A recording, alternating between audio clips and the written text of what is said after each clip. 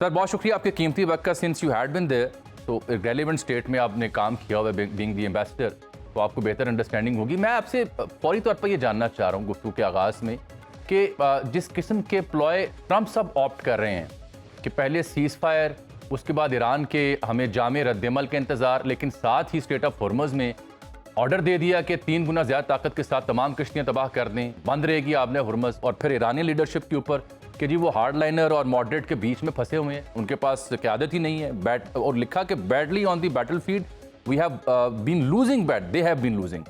और ये कहते हैं जी कि we have total control over the strait of Hormuz, no ship can enter और leave without the approval of the US navy. इस सब से क्या मुराद ली जाए? ये ट्रंप साहब क्या दबाव बढ़ा रहे हैं या एक जंग की तैयारी कर रहे हैं? देखिए, ट्रंप जो है ना, उनके बारे में 2-3 चीज़ें क्लियर हैं, जो कंसिस्टेंट हैं उनके बारे में। एक कंसिस्टेंट चीज़ ये है कि वो ट्रॉफ़ी चाहते हैं और अपने आप को थपकी देना चाहते हैं हम्म, कि उन्होंने अज़ीम काम किया है, जो कि उन्होंने नहीं किया। ठीक। अब पूरे अमेरिका को पता है, लेकिन वो ये इम्प्रेशन देना चाहते हैं कि किसी तरह वो ये बताएँ कि जी मैंने इस जंग में वो कर दिखाया जो कोई इरानियन प्रेसिडेंट पहले नहीं कर सका। इसलिए उसके साथ-साथ वो जंग ख़त्म भी चाहते हैं। वो अब उन्होंने चीन जाना है, चीन से पहले उन्होंने और कुछ चीज़ों में इंटरवीन करना है, तो वो ख़त्म भी करना चाहते हैं, लेकिन धौंस से ख़त्म करना चाहते हैं। तो इसलिए एक ये तीसरी चीज़ उनकी जो कंसिस्टेंट है, सिर्फ़ एक ही कंसिस्टेंट तीसरी चीज़ है कि वो कोई मौका नहीं जाने देते प्राइम मिनिस्टर शहबाज़ शरीफ और अपने ठीक है। फ़ेवरेट फ़ील्ड मार्शल को हम्म, अपलॉड करने का।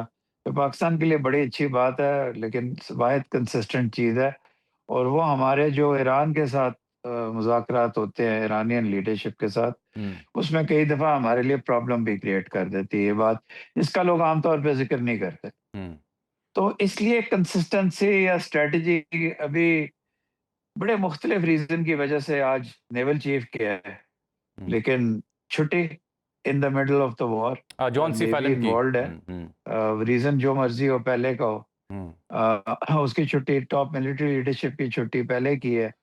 हम्म, कोई उनके सामने एक वॉर गेमिंग के सेंस में लंबी बातचीत प्रोबेबली नहीं कर पाता। इसलिए उनको इंस्टीट्यूशन सपोर्ट नहीं है अपने अपने अपने अपनी पर्सनैलिटी की वजह से। हम्म, तो ये है उनका, उनकी चीज़ों को बहुत सीरियसली नहीं लेना चाहिए। मुझे पता है उन्होंने जुमे की बात की है, लेकिन वो इरानियन लीडरशिप के ऊपर डिपेंडेंट है और किसी हद तक, अगरचे पूरी तरह नहीं, ये बात भी दुरुस्त है कि ईरान में ना सिर्फ ये कि शहादतों की वजह से, जी। बल्कि इसलिए भी कि अगली असैसिनेशन से ईरान ने अपने सुप्रीम लीडर को बचाना है। हम्म, तो एक ओपन माहौल में बैठ के अपनी कैबिनेट के साथ, अपने जनरल्स के साथ जो है वो बात नहीं कर सकते। हम्म, इसका मतलब है कोई इनडायरेक्ट तरीका है प्याम रसानी का।